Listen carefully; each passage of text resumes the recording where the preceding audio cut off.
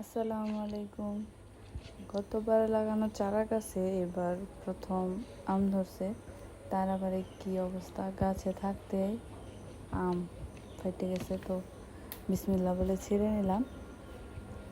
কালারটা সুন্দর লাগতেছে, তাই না? তো তাড়াতাড়ি ধুয়ে ছুরি কাছিনে রেডি হয়ে কাটা শুরু করে দিছি। আর ভিতরে কালারটা জাস্ট দেখো, মাশাআল্লাহ, এত সুন্দর কালার। আর দেখাইতে অনেক মিষ্টি ছিল। আমি আবার একটু ঢং করে কাটতেছিলাম, দেখি কেমন লাগে। আর এই আমটা কিন্তু আমরুপালি নামে পরিচিত, ঠিক আছে? আর আমরুপালি সবসময় মিষ্টি হয়, এটা সবার জানাই আছে। আর গাছের ফল মিষ্টি হোক আর টক হোক, খাইতে অন্যরকম একটা শান্তি লাগে। আর তোমরা কে কে আম পছন্দ করো সবাই কমেন্ট করবা।